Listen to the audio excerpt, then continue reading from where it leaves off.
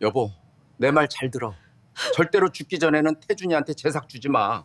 이제 태준이 생각하지 말고 당신을 위해 살아. 과연 부부에게는 도대체 어떤 사연이 있는 것일까요? 여보, 내 말 잘 들어. 영상을 보기 전 구독과 좋아요를 눌러주시면 영상 제작을 하는데 큰 힘이 됩니다. 안녕하세요. 저는 올해 71살 박경숙입니다. 전라도 작은 시골 마을에서 남편과 함께 40년 넘게 농사를 지으며 살아왔습니다. 오늘 여러분께 제 이야기를 들려드리려고 합니다.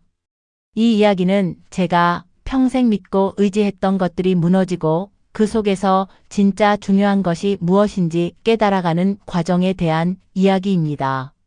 사연을 시작하기 전에 구독과 좋아요 부탁드립니다. 여러분의 작은 관심이 더 많은 분들께 이 이야기를 전할 수 있게 해줍니다. 제 이야기는 3년 전, 그러니까 2021년 어느 무더운 여름날부터 시작됩니다. 그날도 새벽같이 일어나 논밭으로 향했습니다. 해가 뜨기 전부터 일을 시작하지 않으면 뜨거운 한낮을 견딜 수 없었거든요. 손가락 마디마디가 쑤셨습니다. 관절염이 습한 날씨에 더 심해져서 아침에 일어날 때마다 손을 펴는 것조차 고통스러웠어요. 부엌에서 보리차를 끓이며 창밖을 바라봤습니다. 저 멀리 논과 밭이 보였어요.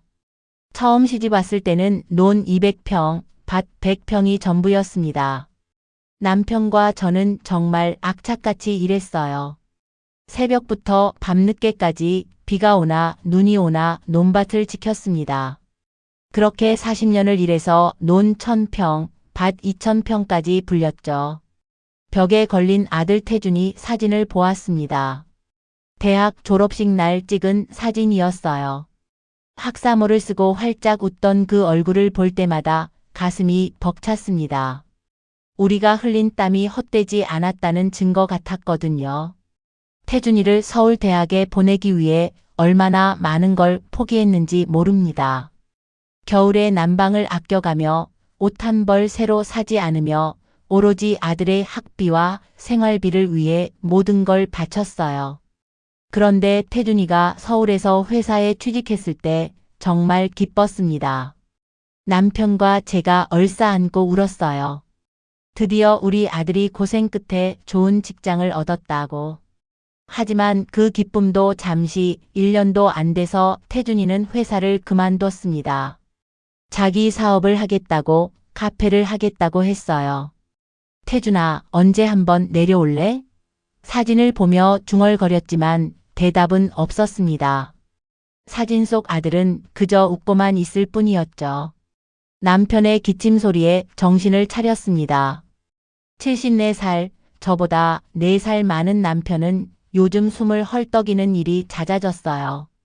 무거운 걸 들거나 조금만 빨리 걸어도 가슴을 쓸어내렸습니다. 그럴 때마다 가슴이 철렁 내려앉았어요. 당신 오늘은 좀 쉬어요. 더운데 내가 혼자 할게요. 그렇게 말했지만 남편은 고집을 부렸습니다.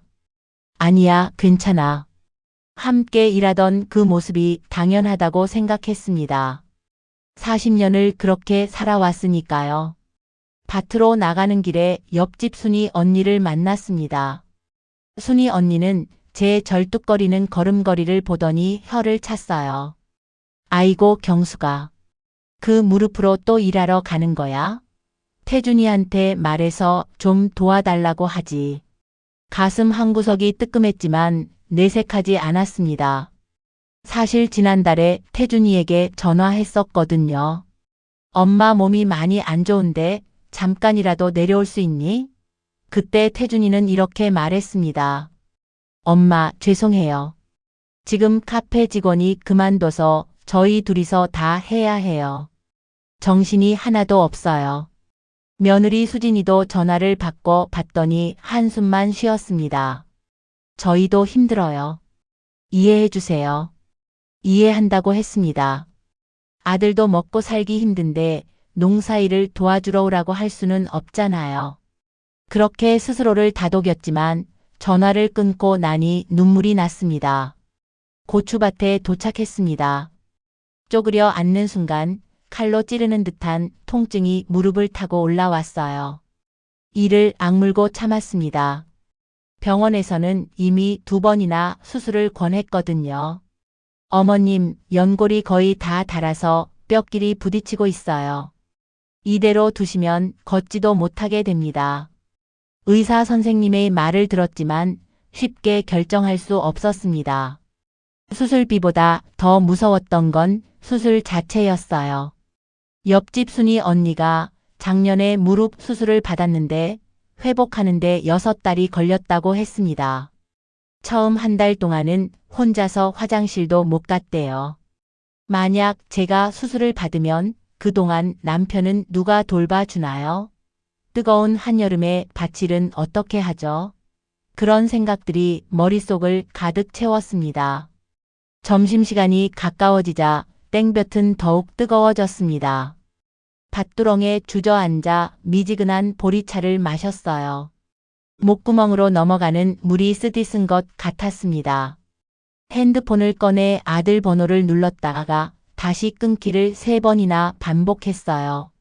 뭐라고 말을 꺼낼지 몰라서였죠. 결국 용기를 내어 전화를 걸었습니다. 여보세요, 태준아. 밥은 먹었니? 아빠가 요즘 더워서 기운이 없어 보여서 걱정이네. 네, 먹었어요. 근데 진짜 바빠서요. 손님 들어와서 끊을게요. 툭 하고 끊어진 전화를 보며 한숨을 쉬었습니다. 가슴이 텅 빈 것 같았어요. 뜨거운 바람이 불어와 머리카락을 날렸지만 손을 올려 쓸어 넘길 기운도 없었습니다. 명절 때나 겨우 얼굴을 비추던 아들이 이제는 명절에도 오지 않았습니다. 벌써 2년째였어요. 건강식품 상자만 택배로 배달될 뿐이었죠. 집 마당 한편에는 태준이가 중학교 때 타던 자전거가 녹슬어 있었습니다. 중학교 입학 선물로 남편과 며칠 밤낮으로 모를 심고 받은 돈으로 사준 자전거였어요. 그때만 해도 태준이는 이렇게 말했었습니다. 엄마, 나중에 돈 많이 벌면 엄마 아빠 호강시켜 드릴게요. 언제부터 이렇게 멀어진 걸까요? 저녁이 되어 집으로 돌아왔습니다. 무릎 통증이 더 심해졌어요. 다리를 펴려고 해도 펴지지 않았습니다. 파스를 붙이려고 등을 굽히려니 허리도 아팠어요. 결국 반쯤만 붙이고 포기했습니다. 남편이 들어와 도와주려 했지만 숨소리가 거칠어져서 먼저 누워야 했습니다. 저는 남편의 가쁜 숨소리를 들으며 불안감을 떨쳐낼 수 없었어요. 방바닥에 앉아 무릎을 내려다 봤습니다. 울퉁불퉁하게 변형된 무릎뼈가 바지 위로도 도드라져 보였어요. 조금만 더 참아보자. 수술은 나중에 정말 못 걷게 되면 그때 생각하자. 스스로에게 되뇌었습니다. 밤 9시가 되자 친언니 경희에게서 전화가 왔습니다. 73살인 언니는 옆 동네에서 혼자 살고 있었어요. 경수가 오늘도 밭에 나가 일했니? 응, 오늘도 고추 땄어. 근데 요즘 남편 건강이 안 좋아져서 걱정이야. 병원은 가봤어? 가자고 해도 안 가려고 해. 돈 아깝다면서. 그래도 몸이 먼저라는 언니의 따뜻한 말에 코끝이 시큰해졌습니다. 정작 친아들보다 언니가 더 자주 안부를 물어왔으니까요. 그렇게 무더운 여름이 지나가고 2021년 11월 어느 추운 토요일 오후였습니다. 남편과 함께 마당에서 고추를 손질하고 있었어요. 가을에 딴 고추를 말려서 고춧가루로 만들려고 꼭지를 따고 있었습니다. 대문 밖에서 차 소리가 들렸습니다. 겨울에는 찾아오는 사람이 거의 없었거든요. 문을 열자 태준이가 서 있었습니다. 오랜만에 보는 아들의 모습에 미소가 번졌어요. 명절에도 바쁘다고 오지 못했는데 이렇게 찾아와 주다니. 하지만 기쁨도 잠시 아들의 수척한 모습이 눈에 들어왔습니다. 가슴이 철렁 내려앉았어요. 평소와 달리 어깨가 축 처지고 기운이 없어 보였습니다. 며느리 수진이도 어색한 표정으로 함께 서 있었어요. 거실로 들어온 태준이는 한참을 말없이 앉아 있었습니다. 두 손을 비비며 시선은 바닥에 고정되어 있었어요. 입술을 몇 번이나 달싹였지만 말이 나오지 않는 것 같았습니다. 물을 따라 아들 앞에 놓았습니다. 태준이가 물잔을 들었다가 내려놓기를 반복했어요. 남편은 아들을 조용히 바라보며 기다려 주었습니다. 태준이가 겨우 입을 열었습니다. 아버지, 어머니, 사실은 가게가 너무 힘들어서. 그 한마디에 가슴이 철렁 내려앉았습니다. 태준이는 계속 말을 이어갔어요. 코로나 이후로 손님이 줄었다고 했습니다. 임대료는 계속 오르는데 매출은 반토막이 났다고 했어요. 대출 이자도 2달째 밀렸다고 했습니다.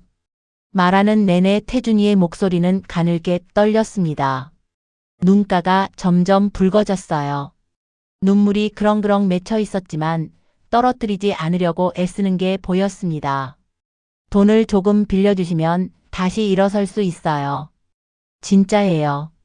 남편이 천천히 입을 열었습니다. 얼마나 필요한데? 3천만 원만 있으면 빚도 정리하고 다시 시작할 수 있어요. 3천만 원. 그 말을 듣는 순간 머릿속이 하얘졌습니다. 3천만 원은 저와 남편이 가지고 있는 노후 자금의 전부였거든요.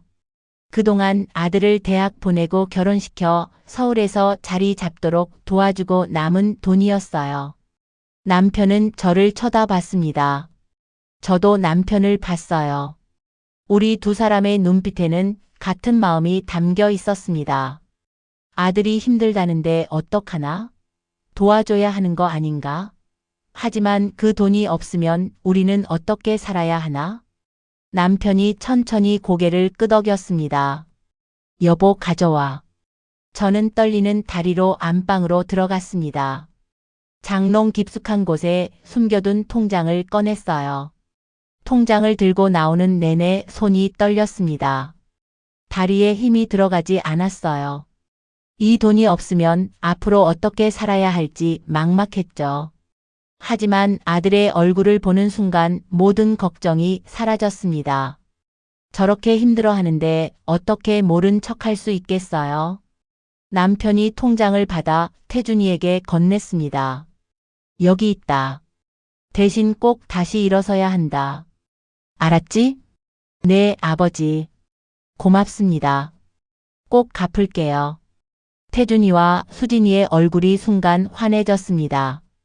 고맙다는 말을 여러 번 반복했어요. 그런데 이상했습니다. 태준이보다 수진이의 표정에서 더 기뻐하는 게 보였거든요. 두 사람은 서둘러 자리에서 일어났습니다. 밥이라도 먹고 가거라. 남편이 말했지만 태준이는 급한 일이 있다며 서둘렀어요. 대문까지 배웅을 나갔습니다. 차가 출발하며 먼지 구름이 피어올랐어요. 우리는 차가 사라질 때까지 그 자리에 서 있었습니다. 여보, 우리가 잘한 거겠지? 그럼요. 아들이 힘든데 도와줘야죠. 그렇게 대답했지만 마음 한구석이 무거웠습니다. 집으로 들어와 텅 빈 장롱 서랍을 보며 한숨을 쉬었어요. 이제 정말 아무것도 남은 게 없었습니다.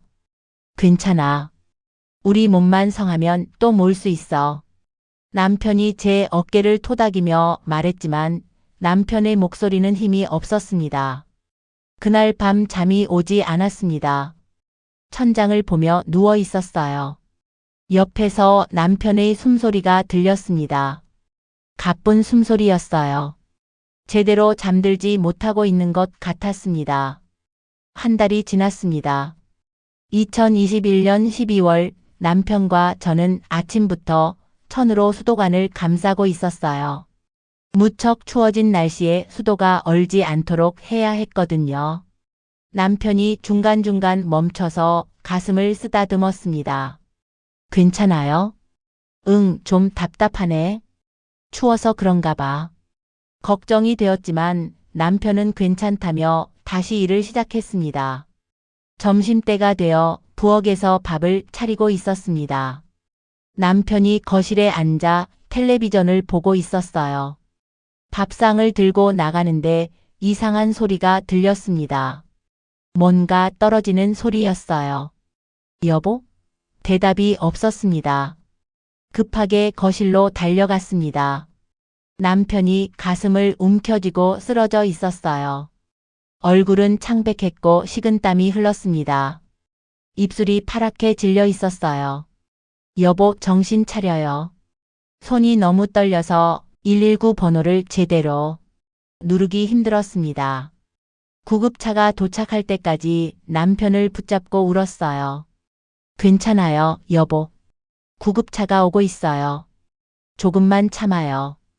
응급실 의사 선생님은 심근경색이라고 했습니다. 중환자실에서 지켜봐야 한다고 했죠. 다리에 힘이 풀려 복도에 주저앉았어요. 떨리는 손으로 태준이에게 전화를 걸었습니다. 태준아, 아빠가 쓰러지셨어. 심근경색이래. 빨리 와야 할 것 같아. 네? 심근경색이요? 응, 지금 중환자실에 계셔. 빨리 와. 네, 알겠어요, 엄마. 근데 아니에요. 지금 바로 갈게요. 태준이가 뭔가 말하려다 멈추는 것 같았습니다. 이상했어요. 목소리에 망설임이 있었거든요. 1시간이 지나고 2시간이 지났습니다. 어느새 도착할 시간이 훨씬 지났는데 태준이는 오지 않았어요. 전화를 걸어도 받지 않았습니다. 그 시각 서울의 한 아파트에서 태준이와 수진이가 다투고 있었습니다. 거실에서 수진이의 목소리가 높아지고 있었어요. 아버님은 왜 하필 지금 아프신 거예요? 일본 여행을 얼마나 기대하고 있었는데 포기하기 싫어요. 근데 아버지가 쓰러지셨다잖아. 하지만 수진이는 들으려 하지 않았습니다. 1달 전에 예약한 건데 취소하면 300만 원을 다 날리는 거예요. 300만 원이요? 수진이가 태준이의 팔을 잡아당기며 매달렸어요. 게다가 가슴 수술 회복도 다 됐고 이번에 안 가면 가게 일이 바쁜데 언제 또 시간을 내겠어요? 태준이는 한참을 고민했습니다. 입술을 깨물고 주먹을 쥐었다 폈다 반복했어요. 결국 수진이의 성화에 고개를 끄덕였습니다. 알았어. 가자. 대신 어머니한테는 일이 바빠서 못 간다고 하자. 당연하지. 어머니도 이해하실 거야. 다음 날 새벽 태준이와 수진이는 인천공항으로 향했습니다. 한편 저는 태준이를 기다리며 중환자실 대기실에 앉아 밤을 샜습니다. 유리문 너머로 각종 기계에 둘러싸인 남편의 모습이 보였어요. 산소호흡기를 끼고 있는 남편의 가슴이 약하게 오르내렸습니다. 아침에 의사 선생님이 나왔습니다. 각오해야 할 것 같다는 말에 다리에 힘이 풀렸어요. 가슴이 무너져 내렸습니다. 떨리는 손으로 다시 태준이에게 전화를 걸었습니다. 태준아, 아빠가 정말 위독하셔. 의사 선생님이 각오하라고 하셔. 제발 빨리 와. 엄마, 정말 죄송해요. 지금 가게에 너무 급한 일이 있어서 못 갈 것 같아요. 태준이의 목소리가 떨렸습니다. 저는 아빠가 위독하신데 무슨 급한 일이냐고 따졌어요. 하지만 태준이는 정말 죄송하다는 말만 반복하고 전화를 끊었습니다. 툭 하고 전화가 끊겼을 때 저는 핸드폰을 쥔 채 멍하니 서 있었어요. 아버지가 죽어가는데 그것보다 더 급한 일이 뭐가 있을까요? 다음 날 아침 남편은 잠깐 의식을 되찾았습니다. 저는 얼른 남편의 손을 잡았어요. 남편은 힘겹게 눈을 뜨고 저를 바라봤습니다. 산소기 너머로 입술이 파르르 떨렸죠. 여보, 태준이는 왔어? 저는 고개를 저으며 곧 온다고 조금만 기다리라고 거짓말을 했습니다. 하지만 남편은 제 표정을 보고 태준이가 오지 않는다는 것을 알아차린 것 같았어요. 남편은 제 손에 힘겹게 힘을 주며 거친 숨소리 사이로 간신히 말을 이었습니다. 평생 흙을 일구며 살아온 거친 손이 떨리고 있었어요. 여보, 내 말 잘 들어. 절대로 죽기 전에는 태준이한테 재산 주지 마. 남편은 산속이 넘어 간신히 들리는 목소리로 말했습니다. 이제 태준이 생각하지 말고 당신을 위해 살아. 남편의 간절한 눈빛에 저는 알았다고 대답했어요. 남편의 눈에서 눈물이 흘러내렸습니다. 아들에 대한 서운함과 아내에 대한 걱정이 뒤섞인 눈물이었어요. 그날 저녁 남편은 숨을 거두었습니다. 태준이는 결국 아버지의 마지막 순간을 보지 못했죠. 장례식장에는 마을 사람들이 찾아왔습니다. 모두들 남편의 죽음을 안타까워하며 저에게 위로의 말을 건넸어요. 하지만 오지 않은 아들에 대해 수군거렸습니다. 장례를 치르는 3일 동안 아들은 없었습니다. 장례가 끝난 다음 날에서야 태준이가 나타났습니다.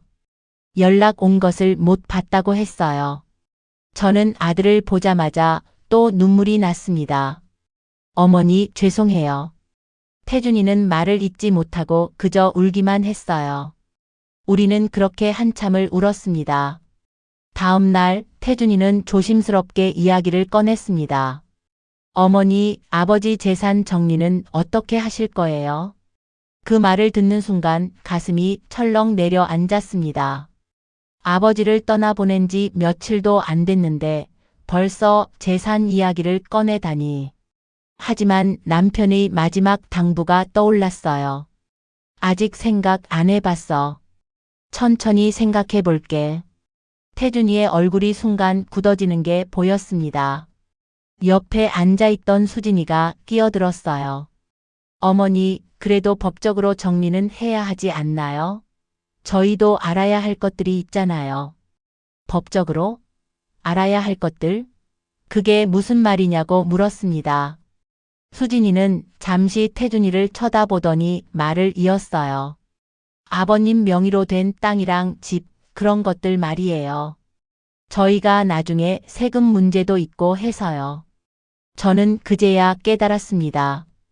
아들이 장례식에도 오지 않았던 게 단순히 바빠서가 아니었다는 것을요. 가슴이 미어지는 것 같았어요. 그건 아직 생각 안 해봤다고 했잖니. 그리고 너희들이 왜 그걸 알아야 하는데? 태준이가 당황한 표정으로 말했습니다. 아니, 그게 아니라 저희가 도와드리려고 그러는 거예요. 도와준다고? 아버지 임종도 못 지켜준 애들이? 목소리가 높아졌습니다. 참으려고 했지만 참을 수 없었어요. 태준이와 수진이는 아무 말도 하지 못했습니다. 너희들 지금 나한테 뭘 바라는 거니? 태준이가 입술을 깨물었습니다. 수진이는 가방을 집어들며 일어섰어요. 그럼 천천히 생각하세요. 저희는 일이 있어서 올라가야 해요. 그렇게 아들과 며느리는 서둘러 떠났습니다. 텅 빈 집에 혼자 남았어요. 남편이 누웠던 방에 들어가 이불을 만졌습니다. 아직 남편의 체온이 남아있는 것 같았어요. 한 달이 지났습니다. 2022년 1월이었어요. 혼자 지내는 집은 너무 넓고 쓸쓸했습니다. 아침에 눈을 뜨면 옆자리가 비어있는 게 익숙해지지 않았어요. 태준이에게서 가끔 전화가 왔습니다. 어머니 건강하세요? 밥은 잘 드시고 계시죠? 그런 안부 전화였어요. 하지만 전화를 할 때마다 말 끝에는 항상 돈 이야기가 있었습니다. 어머니, 제가 빌렸던 3천만 원 때문에 죄송한데 땅을 조금 팔아서 저희 가게 임대료 좀 도와주실 수 있을까요? 저는 단호하게 거절했습니다. 그건 안 돼. 그 땅은 내가 살아가는데 필요한 거야. 태준이의 목소리가 높아졌어요. 그럼 제 가게는 어떻게 해요? 어머니, 저희도 살아야 하잖아요. 너는 젊으니까 일해서 벌면 되지. 나는 이제 늙어서 일도 못하는데 땅까지 팔면 뭘 믿고 살아? 전화를 끊고 나니 가슴이 답답했습니다. 내가 너무 매정한 걸까? 하지만 남편의 마지막 당부가 계속 떠올랐어요. 2022년 3월이 되었습니다. 봄이 왔지만 집은 여전히 추웠어요. 혼자 논밭을 관리하는 게 점점 힘들어졌습니다. 무릎은 날이 갈수록 더 아팠어요. 어느 날 순이 언니가 찾아왔습니다. 경수가 너 혼자 농사 다 못 짓잖아. 땅 좀 팔아서 편하게 살아. 팔고 싶어도 못 팔아. 태준이가 계속 돈 달라고 하는데 땅까지 팔면 난 뭘로 살아? 순이 언니는 한숨을 쉬었어요. 자식이 그러면 안 되는 건데. 부모가 늙어서 힘든데 오히려 돈을 달라니. 그날 밤 저는 남편의 유품을 정리하고 있었습니다. 옷장 깊숙한 곳에서 낡은 수첩이 나왔어요. 남편이 쓰던 농사 일지였습니다. 수첩을 펼치자 남편의 글씨가 나왔어요. 2020년 5월 15일 오늘 태준이가 가게 오픈했다고 전화 왔다. 축하 화환 보냈다. 100만 원. 2020년 8월 3일 태준이 결혼식 축의금 500만 원. 마음 같아서는 더 주고 싶지만 이게 우리가 모은 전부다. 2021년 2월 20일 태준이 새 아파트 전세금 보태달라고 해서 1000만 원 보냈다. 우리 노후 자금이 많이 줄었다.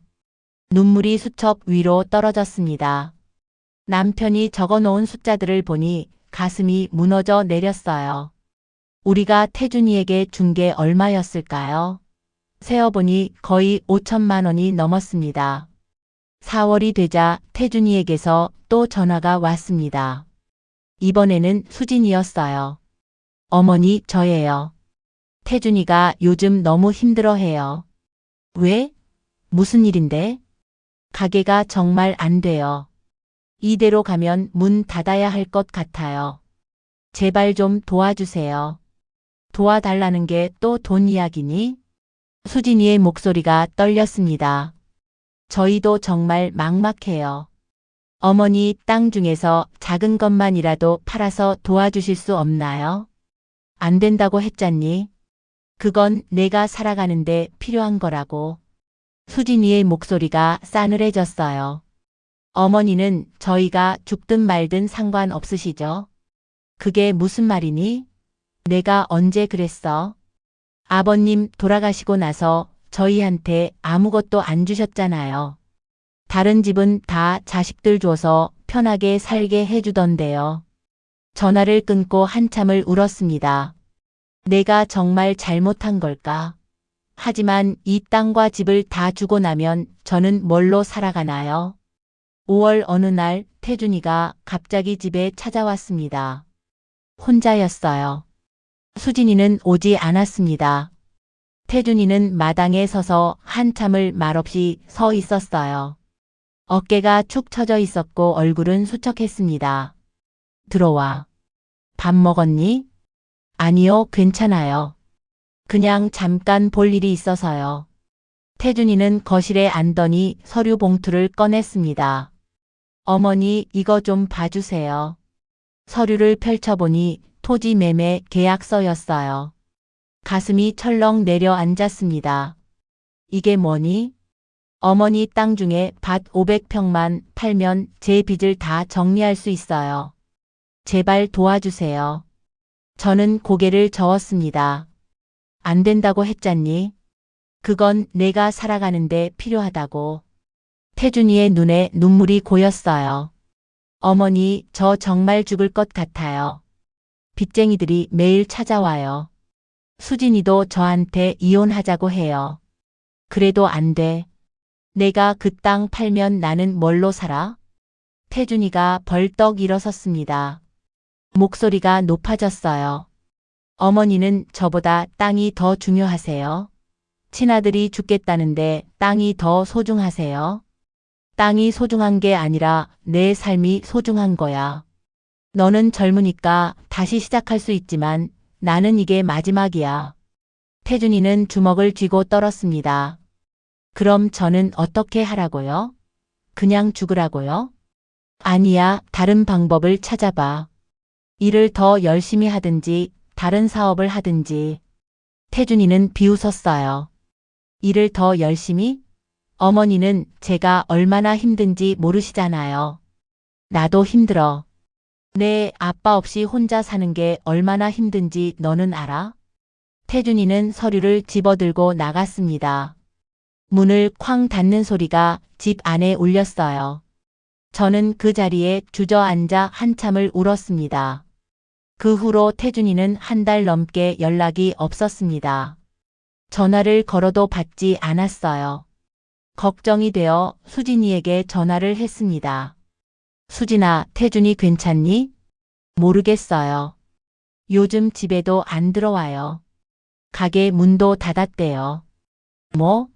가게를 닫았다고? 네, 빚 때문에 문 닫았대요. 이제 저도 모르겠어요. 전화를 끊고 가슴이 답답했습니다. 내가 너무 매정했나? 하지만 제 선택이 틀렸다고 생각하지 않았어요. 6월이 되자 언니 경희에게서 전화가 왔습니다. 경수가 큰일 났어. 태준이가 사채를 썼대. 뭐?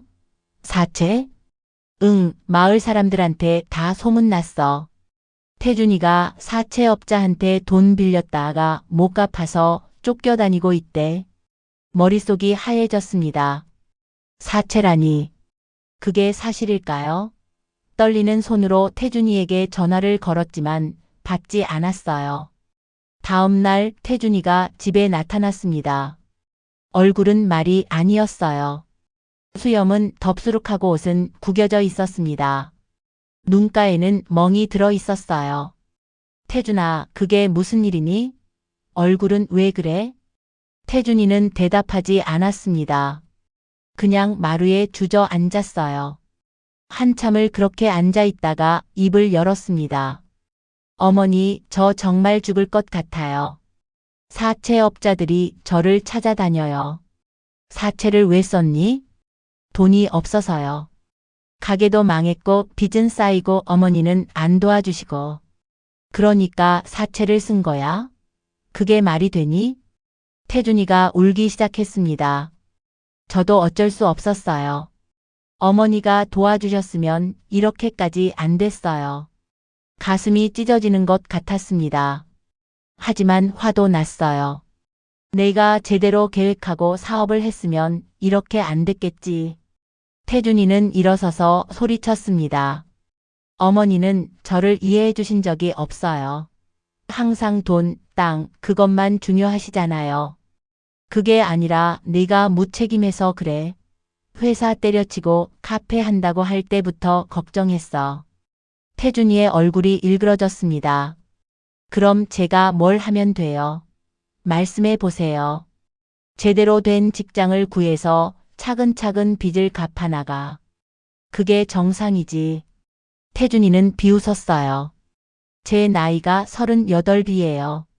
누가 저를 뽑아주겠어요? 그래도 해야지.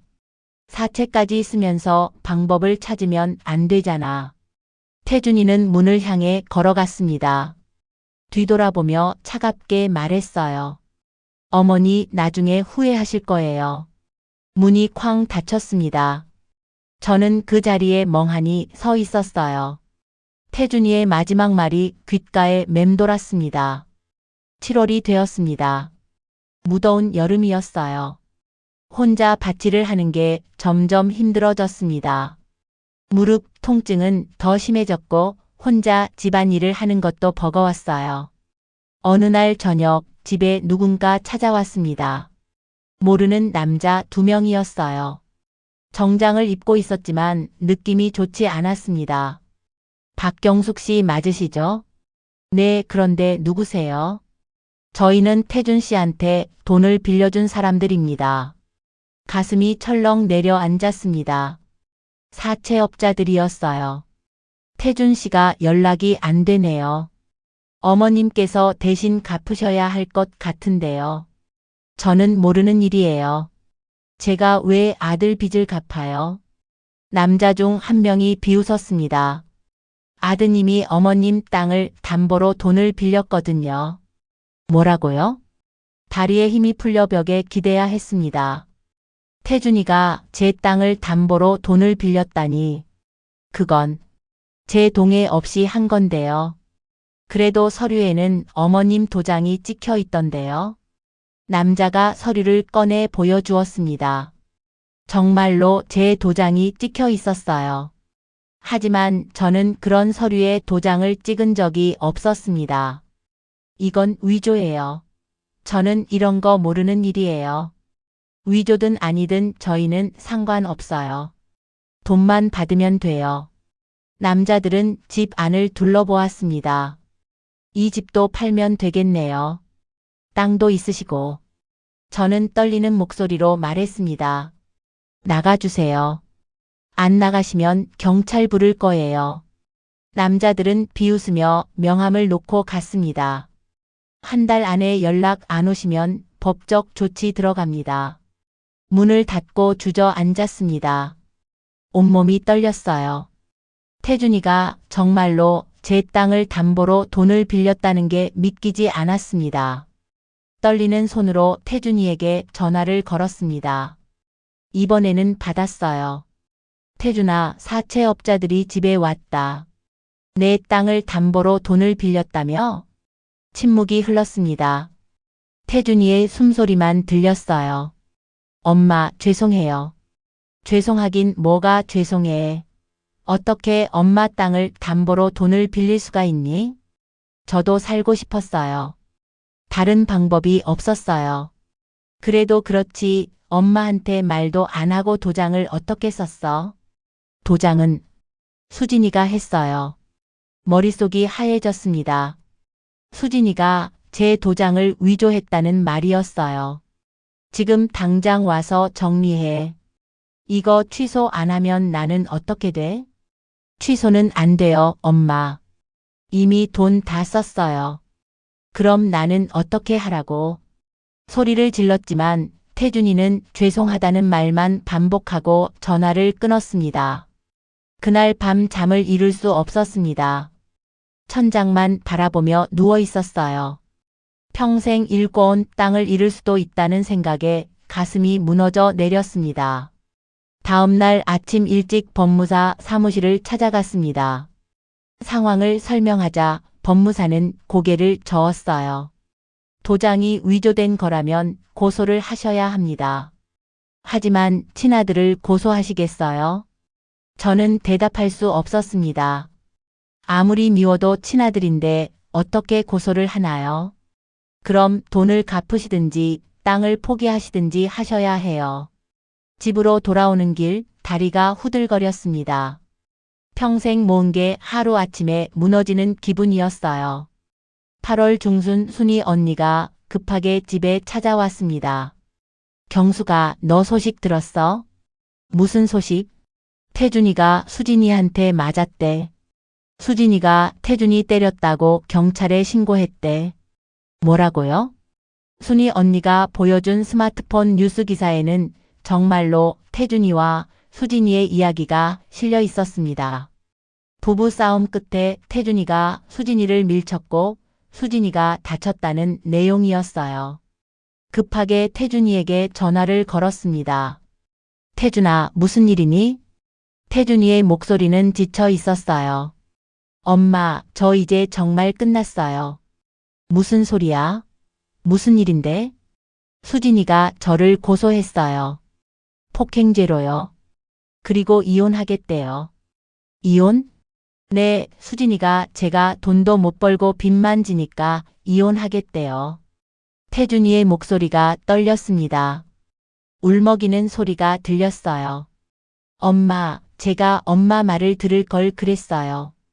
회사 안 그만두고 그냥 다닐 걸 그랬어요. 이제 와서 그런 말을 해도 소용없어. 알아요. 다 제 잘못이에요. 전화를 끊고 한숨을 쉬었습니다. 아들이 망가지는 게 보였지만 어쩔 수 없었어요. 9월이 되자 사채업자들이 다시 찾아왔습니다. 이번에는 3명이었어요. 더 위협적이었습니다. 한 달 지났는데 연락이 없으시네요. 저는 돈이 없어요.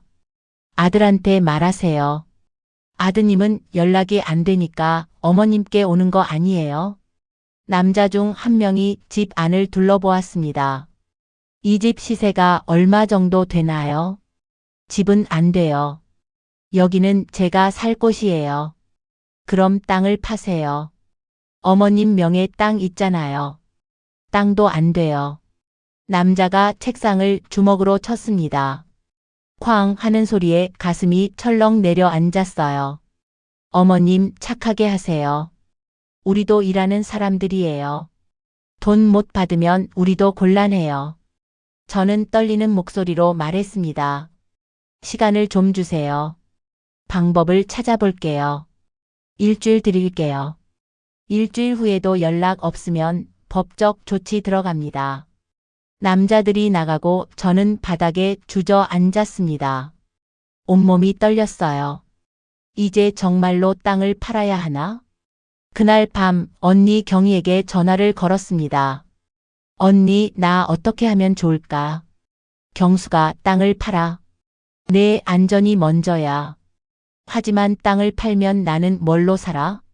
그래도 사채업자들한테 당하는 것보다는 낫잖아. 언니의 말이 맞았습니다. 하지만 선뜻 결정할 수 없었어요. 며칠 후 정말로 법원에서 통지서가 왔습니다. 담보로 잡힌 땅에 대한 경매 절차가 시작된다는 내용이었어요. 저는 그 통지서를 들고 한참을 울었습니다. 평생 일궈온 땅이 경매로 넘어간다니. 남편과 함께 흘린 땀이 모두 물거품이 되는 것 같았어요. 10월이 되었습니다. 경매가 진행되고 있었어요. 이웃들은 모두 제 상황을 알았습니다. 마을 사람들이 모여서 수군거리는 소리가 들렸어요. 저 집 아들이 사채를 써서 어머니 땅이 경매로 넘어간대. 어머니가 안 도와줘서 그렇게 됐대. 아니야, 아들이 원래 무책임했어. 그런 소문들을 들으며 집에만 틀어박혀 있었습니다. 밖에 나가는 게 두려웠어요. 어느 날 밤 태준이에게서 전화가 왔습니다. 오랜만이었어요. 엄마, 저예요. 태준이의 목소리는 많이 변해 있었습니다. 기운이 없고 지쳐 있었어요. 엄마, 제가 정말 잘못했어요. 용서해 주세요. 이제 와서 그런 말을 해도 소용없어. 땅은 이미 경매로 넘어갔어. 알아요. 다 제 잘못이에요. 침묵이 흘렀습니다. 태준이의 숨소리만 들렸어요. 엄마, 저 지금 고시원에 살고 있어요. 수진이는 이혼하고 떠났어요. 그래서? 저도 이제 알았어요. 제가 얼마나 잘못 살아왔는지. 태준이가 울먹이기 시작했습니다. 엄마, 저 이제 어떻게 해야 돼요? 저는 대답하지 않았습니다. 뭐라고 말해줘야 할지 몰랐거든요. 엄마 말을 들을 걸 그랬어요. 회사 다닐 걸 그랬어요. 카페 같은 거 안 할 걸 그랬어요. 이제 와서 후회해도 소용없어. 알아요. 다 제 잘못이에요. 엄마, 저 어떻게 하면 돼요? 네가 알아서 해. 나는 이제 너를 도와줄 수 없어. 엄마. 전화를 끊었습니다. 더 이상 아들의 목소리를 듣고 싶지 않았어요. 11월 초 경매가 마무리되었습니다. 땅은 절반 가까이 팔렸어요. 사채 빚을 갚고 나니 제 손에 남은 건 거의 없었습니다. 법무사가 말했습니다.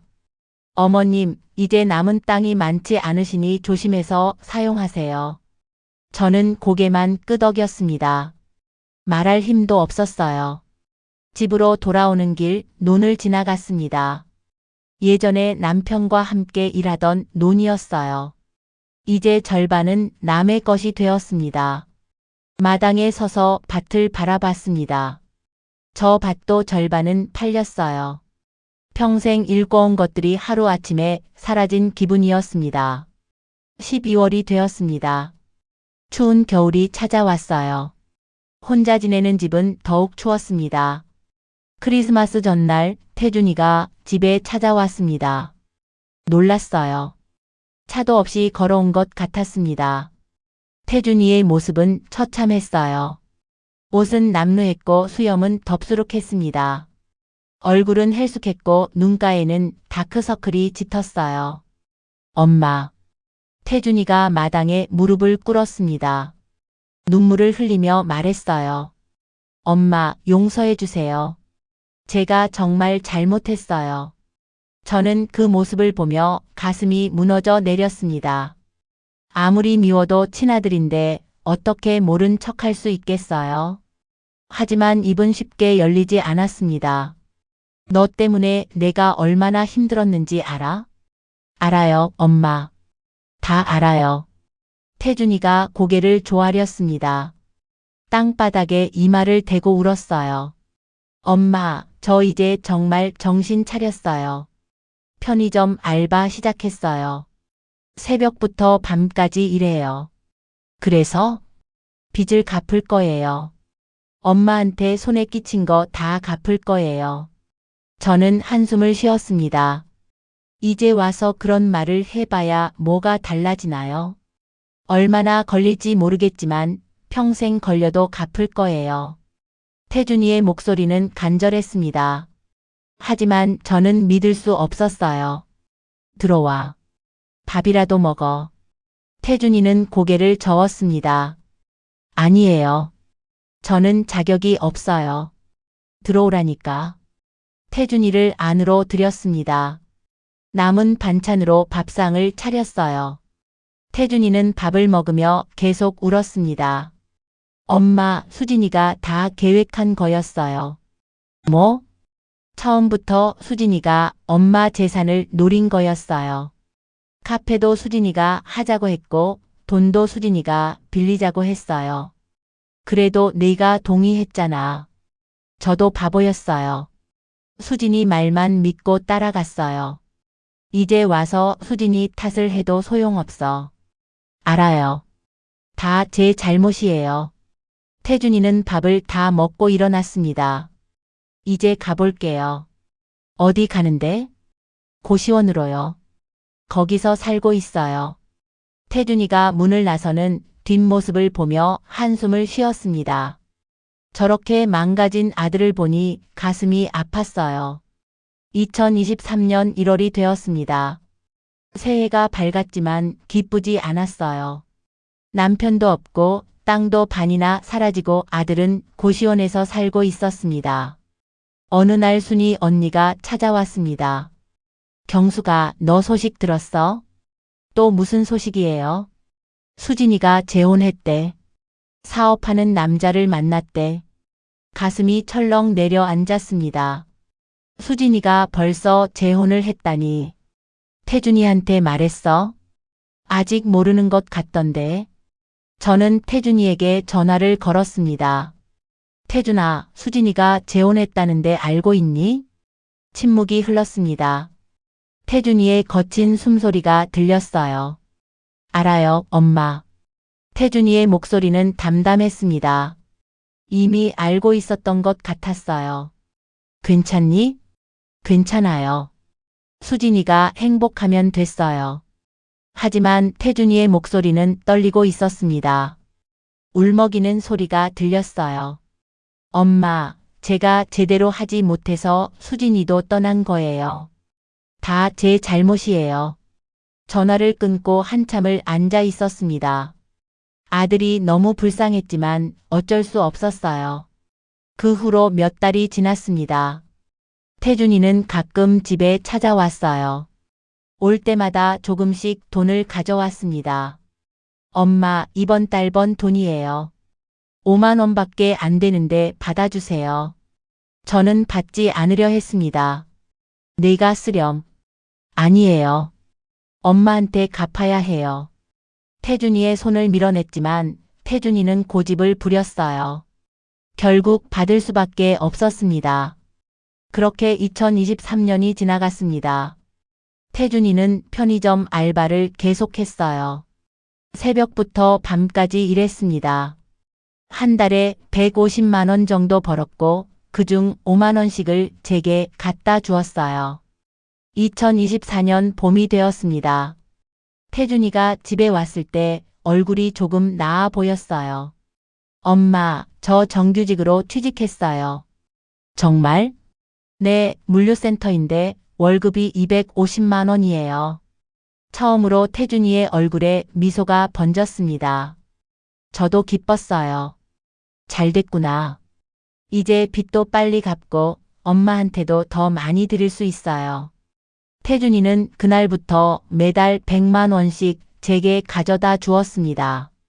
빚을 갚기 위해 열심히 일했어요. 하지만 여름이 되자 태준이의 몸이 안 좋아졌습니다. 과로 때문이었어요. 하루에 12시간씩 일하며 무리를 했던 거죠. 어느 날 태준이가 쓰러졌다는 연락을 받았습니다. 급하게 병원으로 달려갔어요. 의사 선생님은 과로로 인한 탈진이라고 했습니다. 몸이 한계에 다다른 거예요. 태준이는 병상에 누워 저를 보며 울었습니다. 엄마, 죄송해요. 제가 몸 관리를 못해서요. 괜찮아. 이제 좀 쉬어. 안 돼요. 쉬면 돈을 못 벌잖아요. 그래도 건강이 먼저야. 저는 태준이의 손을 잡았습니다. 아들의 손은 거칠고 상처투성이었어요. 물류센터에서 무거운 물건을 나르며 생긴 상처들이었습니다. 가슴이 무너져 내렸습니다. 이렇게까지 해야 하나? 내가 너무 매정했나? 하지만 이미 엎질러진 물이었어요. 되돌릴 수 없었습니다. 그날 밤 병실에서 태준이를 지켜보며 생각했습니다. 과연 내 선택이 옳았을까? 남편은 땅을 지키라고 했습니다. 하지만 땅을 지키려다 아들을 잃은 건 아닐까요? 고민이 깊어졌습니다. 잠을 이룰 수 없었어요. 며칠 후 태준이는 퇴원했습니다. 하지만 회사는 그만둬야 했어요. 몸이 회복될 때까지 쉬어야 했거든요. 태준이는 고시원으로 돌아갔습니다. 저는 집에 혼자 남았어요. 9월이 되었습니다. 태준이에게서 연락이 뜸했어요. 걱정이 되어 전화를 걸었지만 받지 않았습니다. 며칠 후 순이 언니에게서 연락이 왔습니다. 경수가 태준이가 쓰러졌대. 고시원에서 며칠째 밥도 안 먹고 있었대. 급하게 서울로 올라갔습니다. 고시원 방문을 열자 태준이가 누워 있었어요. 방은 좁고 어두웠습니다. 창문도 없었어요. 태준아. 태준이는 눈을 떴습니다. 힘없는 눈빛이었어요. 엄마. 빨리 병원 가자.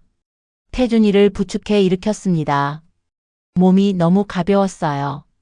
뼈만 앙상하게 남아 있었습니다. 병원에서 검사를 받았습니다. 의사 선생님은 영양실조와 우울증이라고 했어요. 제대로 먹지 않고 스트레스를 너무 많이 받으셨어요. 입원 치료가 필요합니다. 저는 그 자리에서 결심했습니다. 더 이상 아들을 이렇게 둘 수 없었어요. 태준아, 집으로 가자. 엄마, 저는 자격이 없어요. 자격 없는 소리 하지 마. 넌 내 아들이야. 태준이를 집으로 데려왔습니다.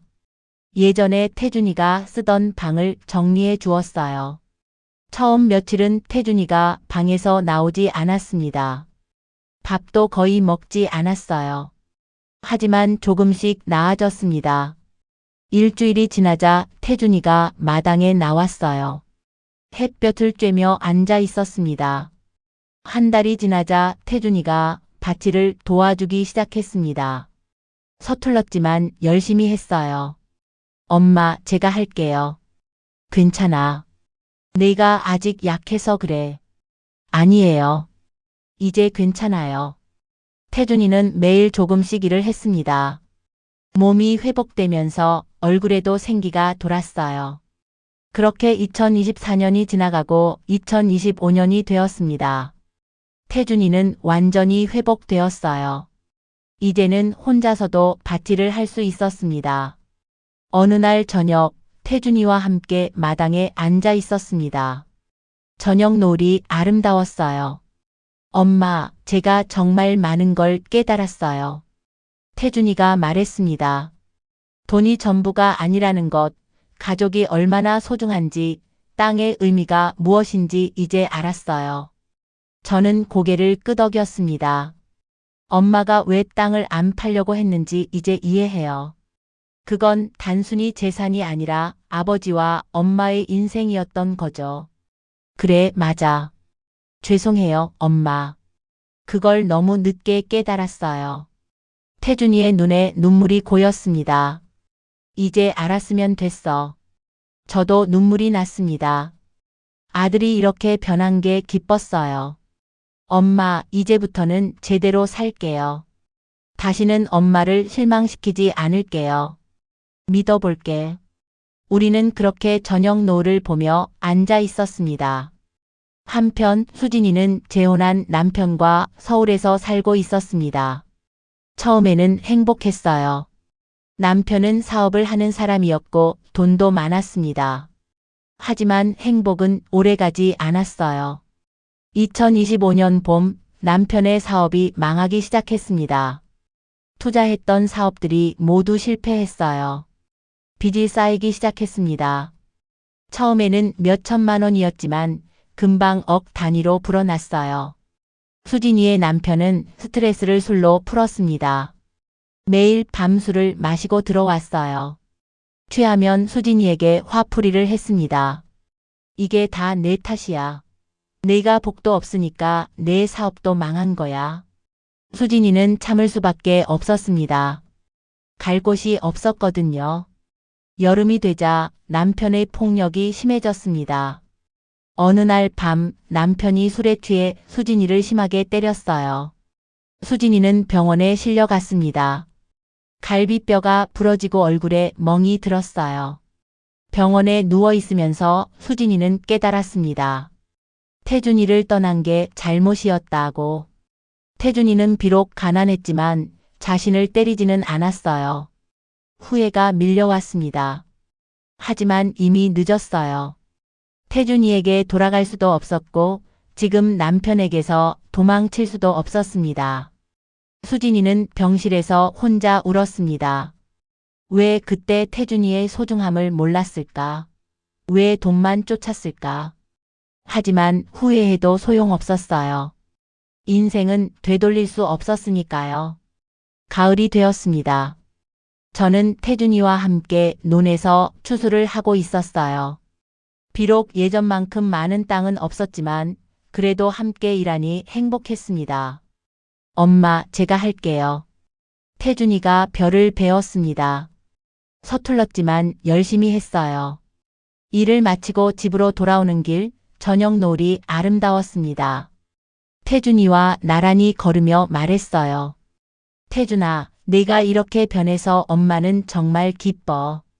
엄마, 늦었지만 이제라도 정신 차려서 다행이에요. 그래, 늦지 않았어. 아직 우리는 시간이 있어. 우리는 그렇게 집으로 돌아왔습니다. 그날 밤 저는 남편의 사진을 보며 생각했습니다.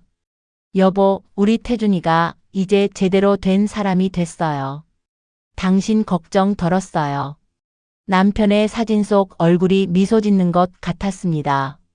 이제 저는 알았습니다. 땅이 중요한 게 아니라 가족이 중요하다는 것을요. 하지만 그 가족을 지키기 위해서는 때로는 단호해야 한다는 것도 배웠습니다. 태준이도 배웠습니다. 부모의 희생을 당연하게 여기면 안 된다는 것을, 스스로 책임지고 살아야 한다는 것을요. 수진이는 후회했습니다. 하지만 이미 늦었어요. 인생은 선택의 연속입니다. 한 번의 잘못된 선택이 평생을 좌우할 수 있어요. 태준이는 그걸 뼈저리게 배웠고 수진이는 그 대가를 치르고 있습니다. 저는 이제 태준이와 함께 남은 인생을 살아갈 것입니다. 비록 예전만큼 많은 땅은 없지만 아들과 함께라면 행복합니다. 이것이 제 이야기입니다. 평생 믿고 의지했던 것들이 무너지고 그 속에서 진짜 중요한 것이 무엇인지 깨달아가는 과정이었어요. 여러분도 가족의 소중함을 잊지 마세요. 그리고 자식이 있다면 무조건적인 희생보다는 올바른 가르침을 주세요. 긴 이야기 들어주셔서 감사합니다. 구독과 좋아요 부탁드립니다. 구독과 좋아요는 영상 제작에 큰 힘이 됩니다.